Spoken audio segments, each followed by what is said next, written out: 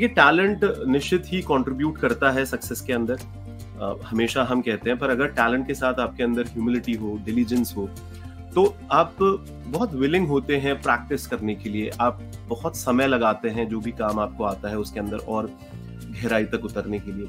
और फिर जो एस्पिरेशंस होती है आपके अंदर, वही आपको उस अकम्प्लिशमेंट तक पहुंचाती है जहां पर एक इंसान उस टैलेंट को ओवर एस्टिमेट नहीं करता। वो समझने की कोशिश करता है कि भाई मेरे में ये टैलेंट है, मुझे इतनी मेहनत करनी है और मैं ये जब करूंगा तभी वो टैलेंट मेरा स्ट्रेंथ बन के उभरेगा। और जब तक आप ये नहीं समझेंगे तब तक नहीं सीखेंगे।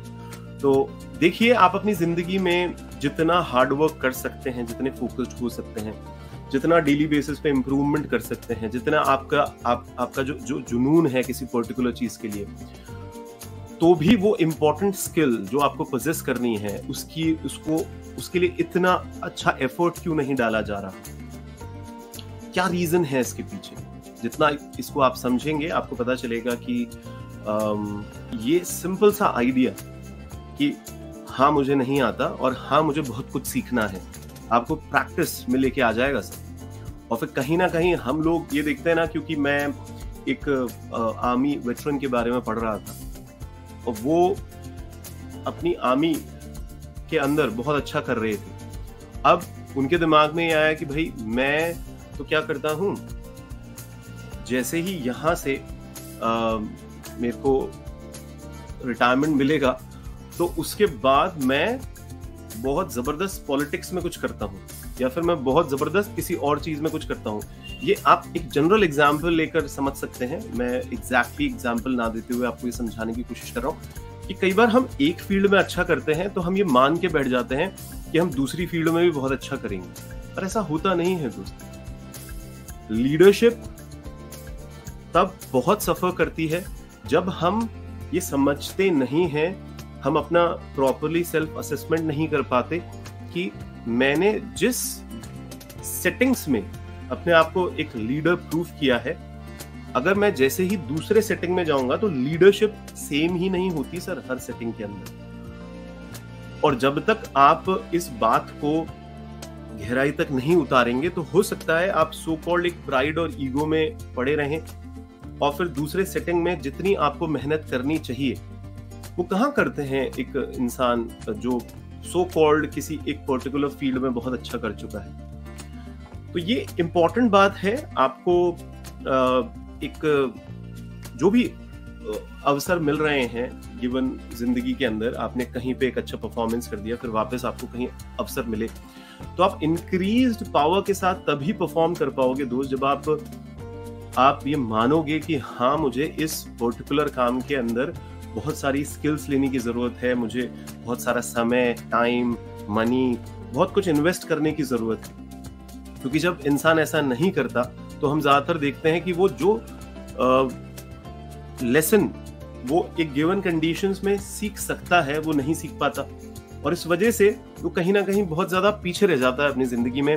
और यही डिफरेंस है सर एक कॉन्फिडेंस में और ईगो के अंदर। कॉन्फिडेंस देखिए हार्ड वर्क से आता है, यानी when you do lot of hard work you become confident in a particular thing. और जो इंसान खुद को सेल्फ एसेस कर लेता है ढंग से कि भाई मुझे जो अचीव करना है इस फील्ड के अंदर, वो मेरी फील्ड नहीं है, मैं किसी दूसरी फील्ड से इस फील्ड में आया हूँ, अब मुझे इस फील्ड में जो अचीव करना है उसके लिए बहुत जुगत लगानी पड़ेगी, उसके लिए बहुत मेहनत करनी पड़ेगी और मुझे पता है मैं आज इस फील्ड में कहाँ पे खड़ा हुआ हूँ। असेसमेंट करेगा, बहुत एफर्ट लगाएगा और फिर वो उसको अचीव भी करेगा, वो कॉन्फिडेंटली अचीव करेगा। पर ईगो क्या होता है, फाउंडेशन लेस होता है। यानी कि आप एक पर्टिकुलर फील्ड में कुछ अच्छा किया आपने और आप दूसरी फील्ड में आए और दूसरी फील्ड में आके आपने कहा कि भाई मैंने तो क्या किया है, तो आई कुड से दैट कि ego is a kind of stolen thing, यानी चुरा के। इस फील्ड में आपने अच्छा नहीं किया है, इस फील्ड में आपने अच्छा किया है तो आपको लगता है यहां से थोड़ा चोरी करके लाके यहां रख लेंगे तो यानी कि इस फील्ड में भी मैंने अच्छा किया है, बस मैं एक हेलुसिनेशन में रहूंगा अपनी जिंदगी में। Ego is stolen. मैं आपको फिर कहूंगा, इस लाइन को आप अपने अंदर डाल लीजिए, कॉन्फिडेंस इज अर्न्ड सर।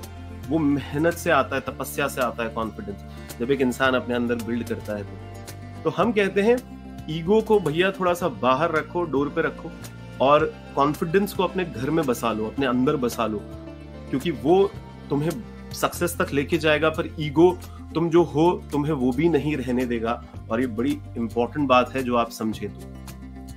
तो ये मूवमेंट है दोस्त, अपने आप को एसेस करो। ये सारे जो एग्जाम्पल्स हम आपको बताते हैं, इसके फायदे क्या हैं? इसके फायदे तो यही है ना, जब आप अपनी जिंदगी में इसको देखें, क्योंकि एक इंसान हो सकता है एक कॉम्पिटिटिव एग्जाम निकाल ले, फिर दूसरे कॉम्पिटिटिव एग्जाम की तैयारी कर रहा हो सकता है एक इंसान को एक प्रोजेक्ट मिला हो, उसने बहुत अच्छा करा हो, फिर दूसरा प्रोजेक्ट पे उसने काम करना चालू किया हो। कई बार एक स्पीकर होता है, वो अच्छा इंटरव्यू नहीं ले सकता, कई बार एक इंटरव्यू करने वाला एक अच्छा स्पीकर नहीं बन पाता, कई बार हो सकता है जो क्रिकेट खेलना जानता है वो कैप्टेंसी नहीं जानता। बहुत सारे एग्जाम्पल्स में आप इसको डाल सकते हो और समझ सकते हो आपकी लाइफ में कहाँ ये हेल्पफुल होगा। तो अगर आप ऐसे हैं, कहीं ना कहीं आपके अंदर एक सो कॉल्ड ईगो बसता है, तो सर प्लीज उसके ऊपर अवेयर हो, नहीं तो आपकी जिंदगी बहुत टफ हो जाएगी, बहुत पेनफुल हो जाएगी।